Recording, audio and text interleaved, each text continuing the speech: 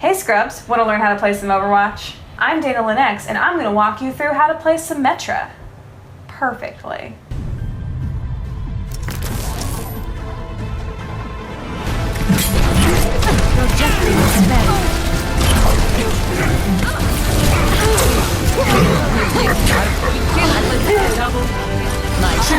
Satya Vaswani, pretty sure that's how you say her name, is a 28-year-old Indian architect. Seriously, like, Overwatch is full of awesome diversity. She actually was confirmed to be autistic through her comic books. Symmetra is considered highly intelligent, and she truly wants to make the world a better place. However, because of the place she works at and also her own weird morals, she doesn't always go about it the right way. Funny enough, this company that she's worked for, she's even questioned, and yet somehow she still ends up working for them.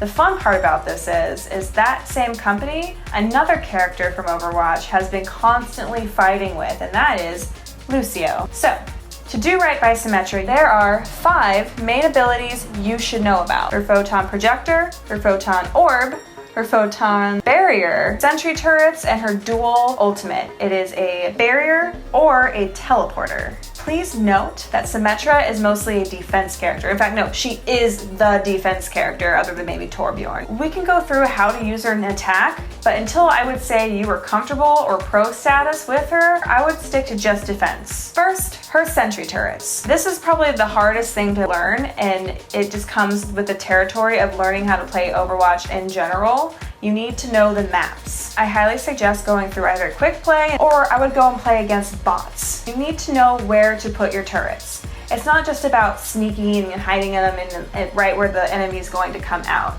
You want to be able to control the map. So ask yourself these few questions. Is there a choke point on the map? If so, is there a good place to put those turrets where the enemy won't immediately see them when running through the choke point? However, not all maps have a clear choke point. The best thing you can do in that instance is to set up either a kill room or be aware of where your enemy is constantly going through. You'll notice people kind of run in a habit. They usually go through the same hall quite a few times. So if you pay attention to where your enemy is constantly coming from, you can put your turrets in that sneaky little areas up there and zap them and maybe deter them from wanting to go there so that it gives your team time to regroup. Worst case scenario, if you don't know the maps well enough, you do want to play quick play because you're more of a hands-on learner and the bot system is a little weird, I will be honest. They always run in a line together. It's not the best practice. So, if you need to, you can always just put your turrets on the point in little sneaky snake areas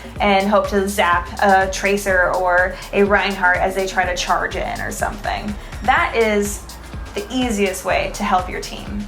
However, those turrets are going to constantly be going down, so you're going to have to continually refresh them and put them in new sneaky snake spots. So just be aware of that. One thing to note is you only get 6 Sentry Turrets, so be very stingy of where you put them, and usually you want to put them somewhat close proximity because the more there are, they start to slow the enemy and drain them of health faster. When you only have 1, that's just like kind of like a little bee sting. You don't want just to bee sting them, you want to swarm them. So just be wary of where you're putting them. The best way to manipulate the enemy's flow, let's think of a map. Let's look at Nubani, for instance.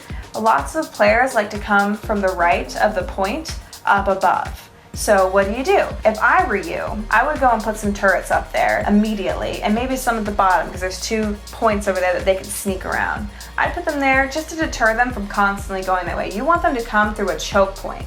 And so if you manipulate the other areas that they can go to force them into that choke point instead for the rest of your team to swarm up on them, you're going to be helping your team immensely.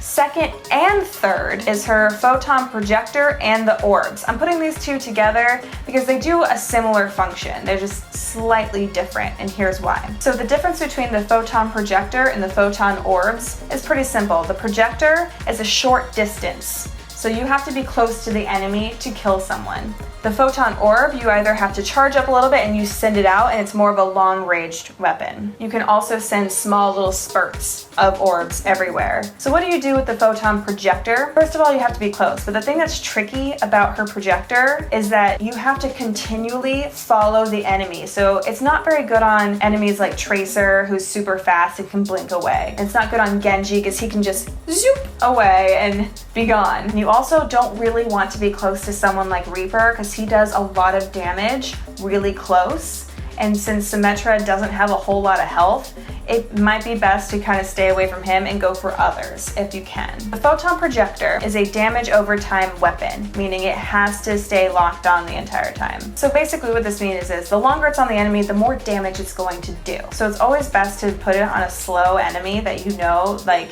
you can get rid of. And pro tip, your Photon Projector can actually go through Reinhardt's shield and kill him slowly. And there's not a lot he can do about it other than swing at you. So as long as you're like wary of that, you can take him down. But your number one priority always is take down the healers first if you can. The one really nice thing about the Photon Projector is if you're really bad at aiming, and I know some of you are, and that's okay, but the nice thing about her Photon Projector is you don't have to aim a whole lot. You just gotta make sure you stay on them.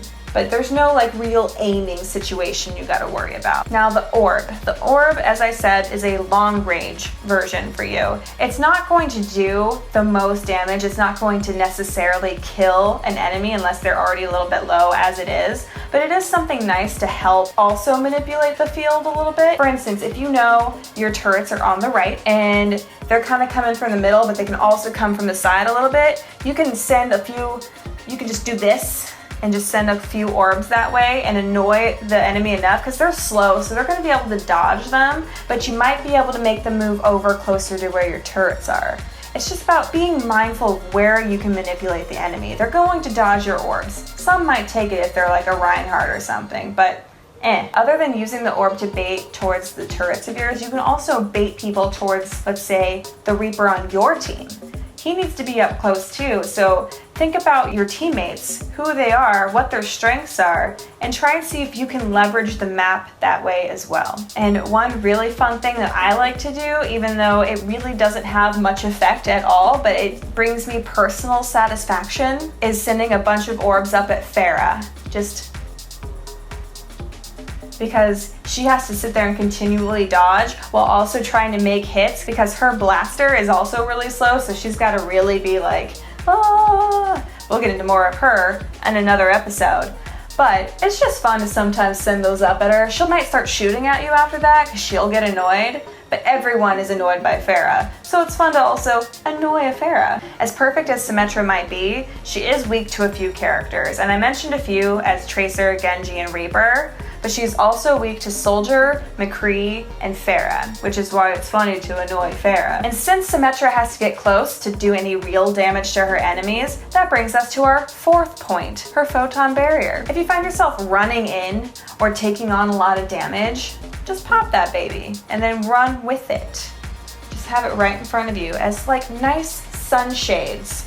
And number 5, her dual ultimate. So, should you do the teleporter or the shield generator? That is the question. There's a few things you should ask yourself in the situation where you have your ultimate. Is your team dying a lot? And if so, do they have to run back from very far? If so, it might be best to use the teleporter. However, if they're dying a lot, but they only have to run back a little bit, it might be better to use the shield generator to give everyone more health, including your healers, who need to stay alive. The best way to play Symmetra is to just kind of use your head a little bit.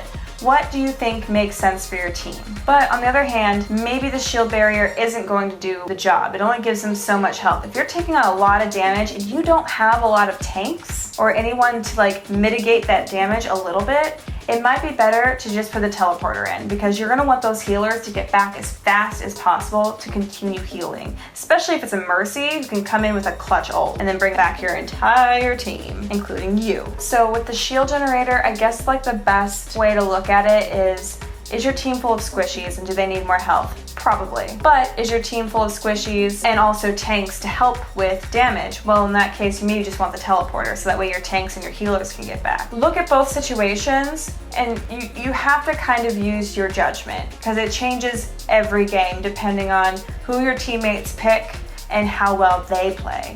It may not always be up to you. The best thing I can say, regardless of whichever one you use, make sure that you're hiding your teleporter in a good spot that's also close. But also, if you're doing your shield generator, you also want that pretty damn close to where you're fighting. It has a pretty large radius, but it's still good to have it close by. But here's the thing. Your teleporter and your shield generator, if the enemy finds it, they can damage it and get rid of it, and then you have to recharge your ult all over again. Granted, it charges pretty quick, but you might want to leave a turret or two next to your teleporter or your shield generator just to make sure it has that extra added bonus of being protected. All right, my clever little sneaky scrubs, that is the end of the Symmetra walkthrough. Please tap that like button, and please subscribe to SLAYTRIX and our other channels, Snarled and Hissy Fit. And if I missed anything in the Symmetra walkthrough, as always, please leave your comments below with your tips and tricks on how to be the best Symmetra player on the face of the planet. And always have fun, and remember, if everyone performs their function, victory is assured,